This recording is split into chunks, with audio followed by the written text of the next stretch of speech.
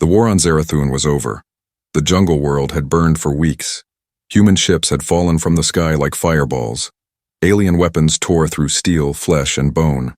And when silence finally returned, only ashes remained.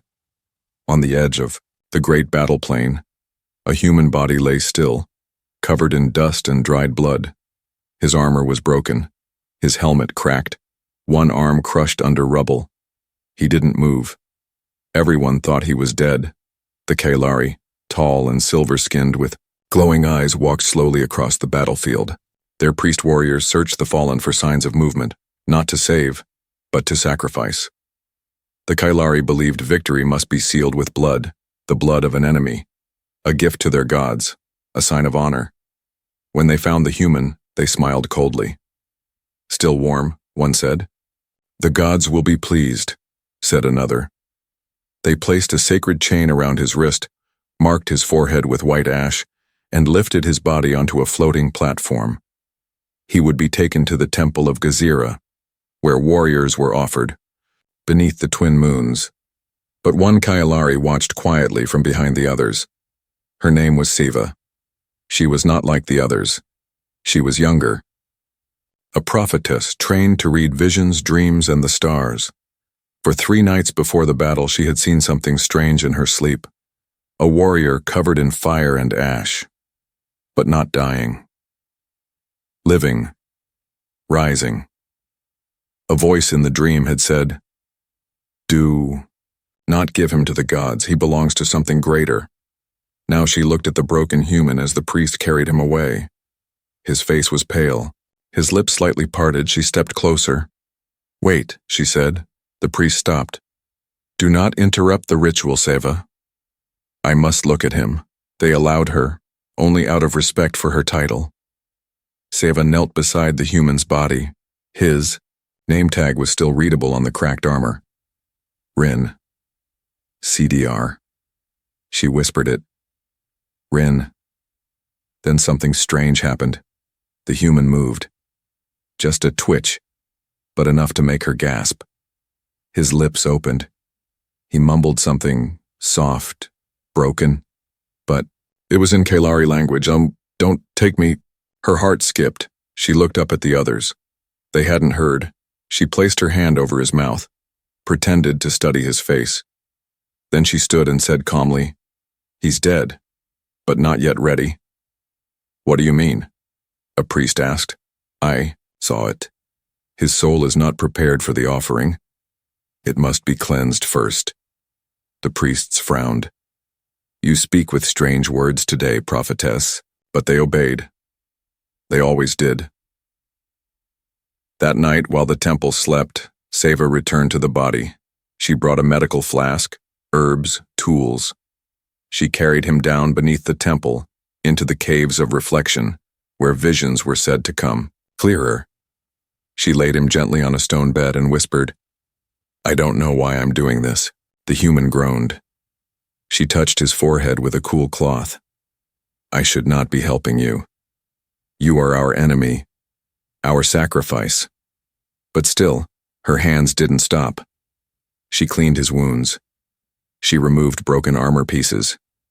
She used her light stone to scan for deeper damage. And when she was done, she just sat beside him, watching, waiting. At dawn, the temple bells rang above. Siva's heart beat fast. If they found him down here, she would be called a traitor.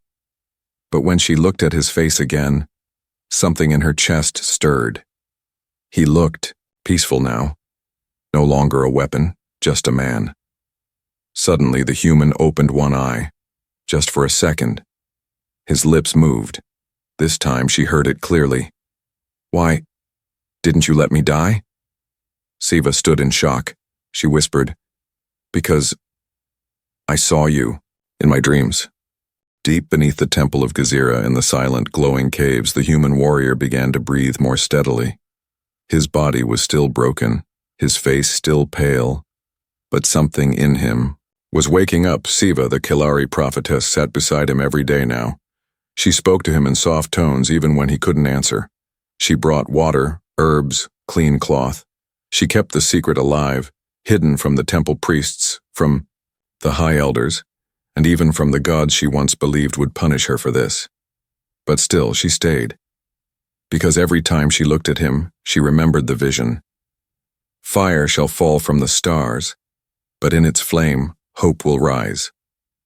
On the third day, the human opened his eyes fully. He looked at her, not with fear, not with hate, just confusion. "Where am I?" he whispered. Siva stepped closer. "You are safe." He blinked, breathing slow. "You're not human." "No," she said softly. "I'm Kailari, my name is Seva." He frowned. "Why didn't you kill me?" She paused. "I don't know if I was supposed to save you, or if I simply couldn't watch you die." He tried to sit up. Pain shot through his ribs. He winced. "What happened?" "You were wounded in the battle. Your people left you. My people were going to sacrifice you." "Lovely. But I stopped it," she said quietly. He looked at her, eyes sharp now. "Why?" Siva hesitated. Then she said something she hadn't said aloud before. "Because I saw you. Before I met you. In dreams." He stared at her like she was mad. "Not special. I'm just a soldier. Name's Rin. Commander Rin." She nodded. "I know. It was written on your armor. Then let me go." "I can't," she said. "If they find you, they will finish what I stopped." In the days that followed, Seva helped him heal. She brought pieces of his shattered armor. Rin tried to rebuild what he could, but the systems were fried. Instead, he trained with his body, stretched his wounds, strengthened his mind, and asked questions. Lots of them. Why do your people offer sacrifices? Why do you believe dreams tell the future? Why do you think I matter? Seva answered what she could, but many times she said, "I don't know," and he respected that, more than she expected. One night, while Rin slept, Seva placed an ancient scroll near his bed. It was old, older than the temple. She had stolen it from the vault below the altar. It showed drawings of a figure with armor, like his, standing beside a Kailari, both facing a storm made of shadows. It was called the Flame Prophecy. The next morning, Rin picked it up. "What's this?" he asked. Seva sat beside him, her voice low. "It's our oldest forgotten story. My elders say it's only myth. But the warrior in this picture, he wears armor like yours, and holds fire in his hand." Rin raised an eyebrow. "A fire warrior?" She nodded. "He comes during a time of war. Not to destroy us, but to awaken us." Rin stared at the scroll. "I don't believe in magic or fate." "Neither did I," she said. "Until I met you." Rin looked at the scroll again, then reached out to touch the old paper. The moment his hand brushed the drawing, a faint light glowed beneath his fingertips. Seva gasped. Rin pulled back. "What was that?" Seva whispered. "You activated it." "That's impossible. It's ink on paper." She stood slowly, eyes wide. "No, it's not just paper. These scrolls were made with ancient stardust. They only react to one thing." "What?" "A living soul with the sky flame." Rin stood now, his heart racing. "I'm not some chosen one. I lost the war. My own people left me." Seva stepped closer. "Maybe that's why you were chosen. You're not full of pride. You're full of questions." He looked at her. For a long time, neither said anything. Then he said softly, "I don't believe in your gods." Seva smiled faintly. "I don't know if I do either." That night, while they rested in silence, a drop of water fell from the ceiling into a pool near the wall. The reflection showed the scroll glowing faintly, and just above it, a second warrior drawn into the old lines, a figure that hadn't been there before. A Kailari holding the hand of the fire warrior. Seva did not see it. Rin did not see it. But the cave did. The prophecy was not about a man who would save them. It was about two souls who would walk into the storm together. The temple bells rang at sunrise, soft at first, then louder, sharp, urgent, a signal of suspicion, a signal of fear. Prophetess Seva walked calmly through the outer halls of the Temple of Gezira, her robe flowing behind her, face unreadable, but inside her heart pounded. They knew something. She passed 2 elder priests whispering near the flame pool. They stopped talking when she walked by. Others bowed with forced respect, and some just stared. She had broken the sacred order. She had disobeyed the path of sacrifice, and the walls of the temple were starting to whisper louder than prayers. Far below, hidden in the ancient caves of reflection, Commander Rin practiced silently. He moved slow and careful, his muscles still recovering. Every movement caused a dull ache, but he didn't complain. Pain meant he was alive, and survival meant he could still fight. But today, something felt different. The air was tighter. The silence felt wrong. He watched the shadows on the cave. Wall shift slightly, as if someone above was moving where they shouldn't be. He whispered, "Siva's late." Above, in the high chamber, the council of elders gathered for an emergency session. The head priest Mailer stood tall and grim. "The sacrifice is missing," he said coldly. "And the only one with access to the sacred vaults?" His eyes turned to Seva. "Is the girl who sees strange things." Seva remained calm. The warrior's body was lost in the flames. Perhaps the gods claimed him before we could. "You lie too easily," Mailer snapped. Another priest, younger, stepped forward. "May I speak?" "Speak."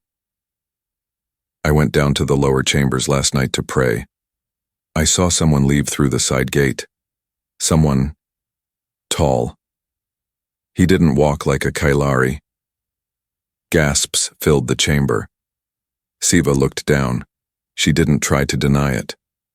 That night, the temple guards were sent to search the caves. They moved with quiet feet, hands on spears, torches glowing dim blue. Rin was already gone. He had moved deeper into the underground, into an old chamber Seva had once told him about. A place only she could open. She joined him there minutes later, out of breath.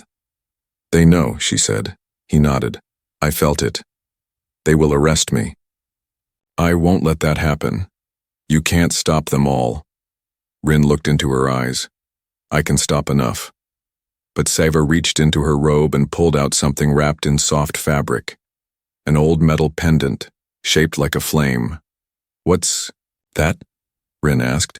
She placed it in his hand. "It's a key to the outer ruins, beyond the temple.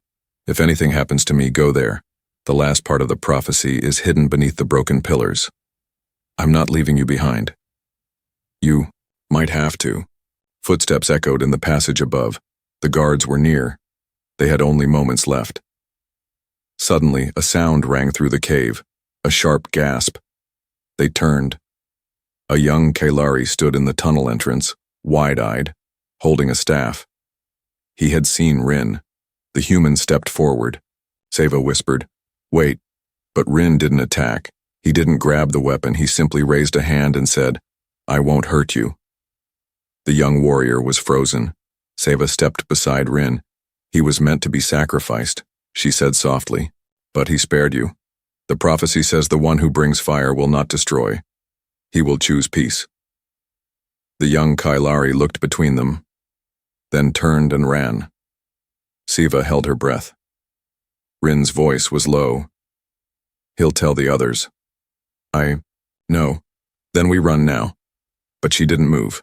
Instead, she placed her hand on his arm. "No. We walk into the truth." Minutes later, they stood in the middle of the temple's grand prayer hall, guards surrounding them, weapons drawn. Mailer stepped forward, robes dragging behind him like shadow. "You hide a cursed flame." Rin stood tall, unarmed. "I am not your curse, I'm your chance." Seva stepped forward. "You fear him because he doesn't bow. But maybe that's what your gods were waiting for. Someone who would stand instead." Mailer raised his hand. "Enough. Seva is stripped of her title. The human will be sacrificed at dawn."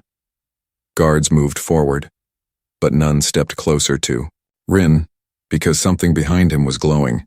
The old pendant Seva gave him was shining like a sun.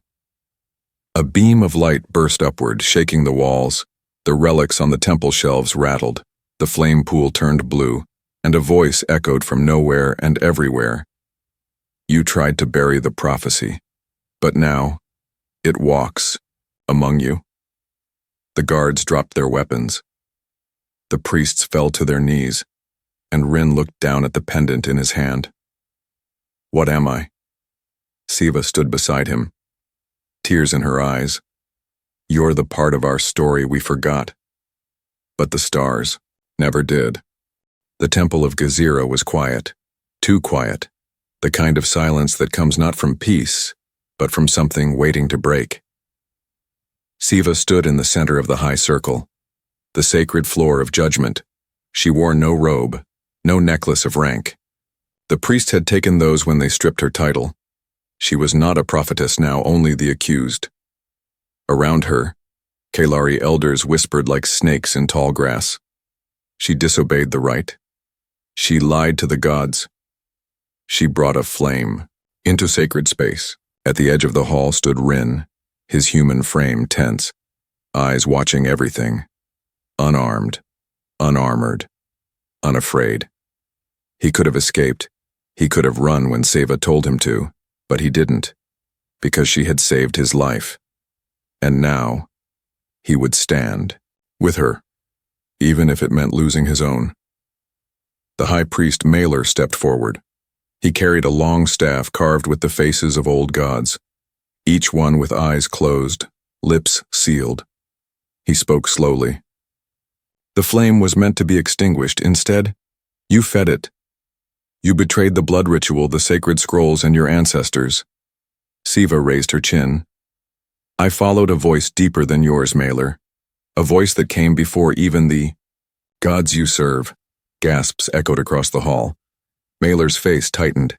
You speak like a heretic. I speak like someone who finally sees. Mailer turned to the guards. Bind her. Take her to the moon arch.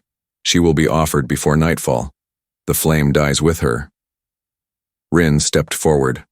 No. Mailer didn't even look at him. The human speaks. The beast tries to roar. Rin kept walking, calm and steady. I'm not here to roar. I'm here to remind you what your gods actually said. He held up the pendant Seva had given him, still glowing. And at that moment, something happened. The temple floor cracked beneath his feet. Just a thin line, but it split the stone from center to edge. Mailer took a step back. What trick is this? Seva whispered. No trick. Then Rin spoke louder, his voice echoing. You were warned not to bury the flame. You were told it would rise again, not as a destroyer, but as a mirror. A light that shows you what you truly are. Suddenly, one of the elders fell to their knees, then another. A few priests began to cry, not from fear, but from memory, old memory, a voice long forgotten. Mailer screamed, Stop! All of you, this is blasphemy. The prophecy was never about unity. It was about survival. Siva stepped toward him, voice sharp. That's the lie you carved into the walls. You told them a human would bring ruin, but you erased the second half. The hall froze. What second half? One priest asked. Siva held up an ancient scroll, hidden for centuries in the temple's darkest vault. Unsealed now, she read aloud. When the fire comes from beyond the stars, and the stone priests raise blades, one will rise not to conquer, but to stand beside the voice. The flame will not burn the world. It will burn the chains. Mailer's face turned pale. You found it. You buried it, Siva said, because you feared what it meant. Rin looked at the high priest. This time you didn't fear death. You feared change. Suddenly a deep rumble shook the floor. Everyone looked up. The ceiling glowed, bright lines tracing old carvings that had been dead for centuries. A giant mural came to life. Two figures stood side by side, one Kailari, one human. Behind them, a shattered sky, a broken moon, and a galaxy reborn. Rin stepped beside Seva. I'm not a god. I'm not your prophecy. Seva smiled gently, but you are the part of the story they tried to forget. Mailer, red with rage, raised his staff. This ends now. He ran forward, but Rin didn't move. He just stood, and the floor between them collapsed. Mailer fell, not into fire, but into light. The temple caught him and did not return him. Silence. Then the main bell rang, not by hand, but by itself. The sound echoed for miles. Later that night, Seva stood at the edge of the temple. She looked at the stars. Rin stood beside her. I thought I came here to die, he said. You came here to wake us, she replied. Far away, deep, in a mountain cave sealed for thousands of years, an ancient machine blinked online. It whispered in a voice not heard since the beginning of the first flame. Sky blood confirmed. Voice confirmed. Unity unlocked. Open the final gate. Beneath the temple of Gezira, far below the flame pools and prayer halls, was a place no one dared enter, a place older than Kalari memory, older than even their gods. The door of starlight stood silent for generations, smooth, seamless, marked with a symbol no Kalari could read. Not until now. Rin stood in front of it. The metal responded to his presence. Lines of light crawled across the surface. A soft hum began to rise like a heartbeat. Seva watched from behind him, heart pounding. She held the old pendant in her hand. It pulsed in rhythm with the door. Rin placed his palm on the glowing mark. Sky blood confirmed, voice confirmed, entry granted. The door melted open like water turning to wind. They stepped inside. The air was cold, not lifeless, but waiting. The walls were lined with ancient symbols, some Kailari, some unknown, all glowing softly. Rin moved slowly, almost like a memory pulling him forward. Seva whispered, "What is this place?" He shook his head. "I don't know, but it feels familiar." They entered a round chamber. In the center stood a tall black monolith, floating inches above the floor, covered in dust and time. Seva approached first. It's not stone. It's not metal. Rin stepped closer. Suddenly, the monolith pulsed. A hologram burst into the air above it. A map of the galaxy, but not as it is now. It showed Earth, Kailari worlds. Other systems are linked together by a glowing line of light. A voice spoke from the air. This is the archive of the first flame, the story of humanity and Kailari. Before forgetting, Rin and Seva stood frozen.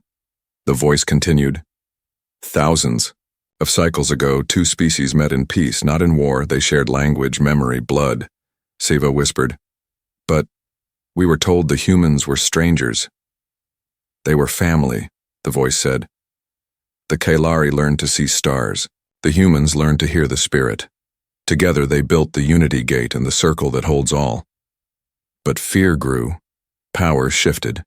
The elders of both sides broke the truth, buried the bond, sealed the fire. Rin's voice cracked. You're telling me we were never enemies? You were never meant to be. The map shifted. It showed a flash of war, a temple burning, a child holding a crystal, and the gate, the unity gate, shattering into pieces. Seva stepped back, tears in her eyes. All our songs, all our stories, they're broken. Rin walked toward the monolith. He touched it. The hologram changed again, showing him and Seva standing side by side. The voice spoke one last time. Flame and voice. Two lights lost to time, now found again. You are not the end. You are the restart. The monolith stopped glowing. The lights faded. Only silence remained. Seva turned to Rin. Her voice shook. What do we do with this? Rin looked at her, truly looked. We do what? They didn't. We remember. As they stepped out of the hidden chamber, the starlight door sealed behind them, but not with silence. A soft flame began to burn above it, a symbol of unity. Above ground, the temple had changed. No more guards with weapons, no more priests shouting judgment. Instead, Kalari from all over had come to listen. Young ones, old ones, some wore robes, some wore nothing but hope. They had seen the carvings light up. They had heard the bell ring without touch, and they wanted to know what had happened. Seva stood before them, no longer afraid. Rin stood beside her, no longer hidden. She held up the pendant and said, "They told us the fire would destroy us, but it was meant to wake us. We are not divided by sky and blood. We are one story. Broken. Now mending." A voice in the crowd shouted, "Is the human our god now?" Rin laughed. "I'm not a god." Another called, "Then what are you?" He looked at Seva, then back at them. "I'm the reminder you tried to erase." Far away, across stars and dust, a quiet satellite near Earth blinked to life. It had been silent for 900 years. Now, it received a signal, a message. To Earth Command, human survivor located on Kailari System 3. Flame protocol active, unity restoration possible. And in the shadow of a ruined world, a sleeping machine turned its head toward the stars. Its eyes opened, and it whispered. He found the voice. The Kalari did not forget quickly, even after the flame symbol appeared above the sealed chamber, even after the stars echoed with old truths. There were still those who feared the fire, because fire, no matter how pure, could still burn, The days after the revelation, Rin and Seva became symbols. Some Kalari called them the Chosen Two. Others called them the Last Mistake. And among the High Council, a decision was made. "Let the human face the trial of fire," said Elder Volan. "If he is truly part of the prophecy, the fire will accept him. And if not, then the flame will consume him." Seva stood before the council when she heard the words. "You want him to walk into death, to prove he's worthy of life." Elder Volan's voice was calm. "We Kalari have always tested visions with flame. Fire does not lie." "But neither does sacrifice," Seva said sharply. "You want to see him burn, not test his truth." They ignored her. The vote passed. That night, Seva found Rin alone, sitting beneath the old flame tree that had grown wild in the Edge Gardens. She sat beside him. "They're making you walk through it." He didn't respond right away, then quietly, "Will it kill me?" She looked down. "I don't know. It has before."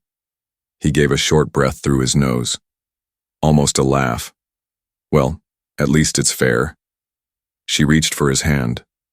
For a moment, neither of them pulled away. "I'll be waiting on the other side." Rin turned to her, and for the first time, his voice was soft. "You've been there since the beginning." At sunrise, the crowd gathered around the circle of fire, a sacred platform surrounded by glowing flame, pulled from the breath of the planet's core itself. It was not illusion. It was not metaphor.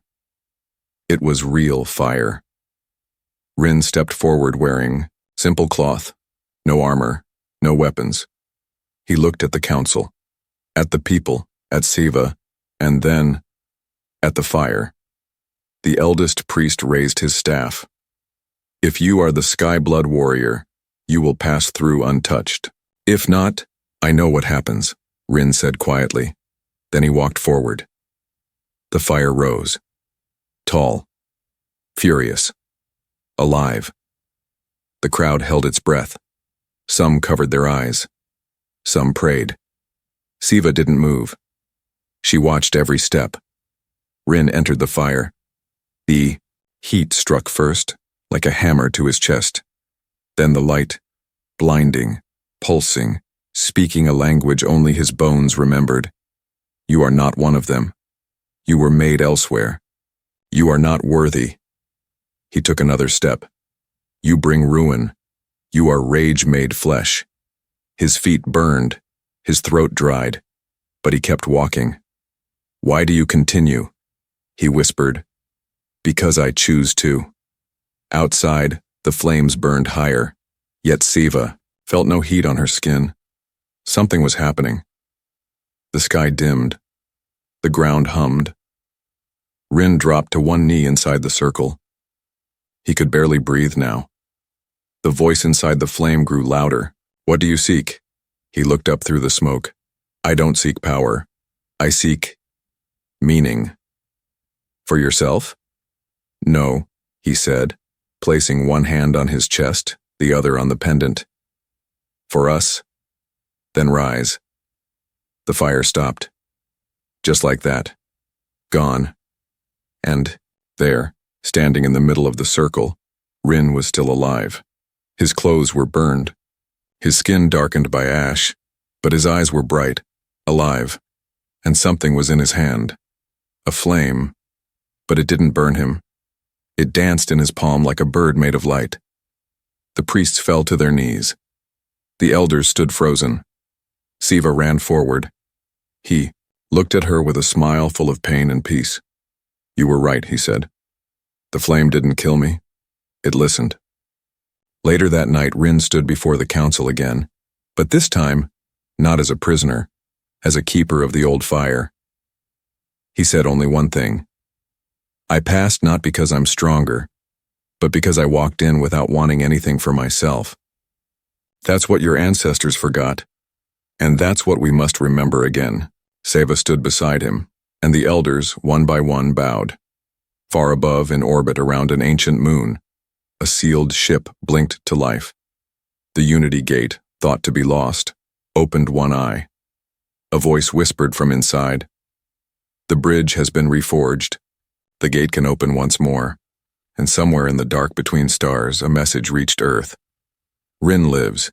He carries the flame, and he is not alone. The flame had spoken. The prophecy had awakened. And now, a choice had to be made, not by the gods, not by the elders, but by the two who had walked through fire together. The temple of Gezira no longer echoed with chants of sacrifice. Now, it rang with questions. Kelari from across the plains traveled to see the human who survived the trial, the warrior who touched the sacred flame and lived. Some came with fear, some with hope, and all of them looked at Siva and Rin as if they were already legends, but neither of them smiled. "Not yet, is this it?" Rin asked one evening, sitting at the edge of the cliffs above the temple. Siva sat beside him. "Is what it? Is this the ending?" Siva shook her head slowly. "No. This is only where the forgotten part of the story starts to speak again."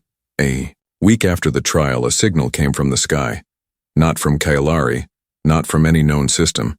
It came from the Unity Gate, a message carried by light and memory. "The gate is waking. The bridge is found. Flame and voice must step forward, or the circle breaks forever." Rin turned to Seva. "Flame and voice. That's us." She nodded. "I dreamed of this long ago. A path that leaves our world behind, and a door that opens into something bigger." Rin looked back at the temple lights glowing far below.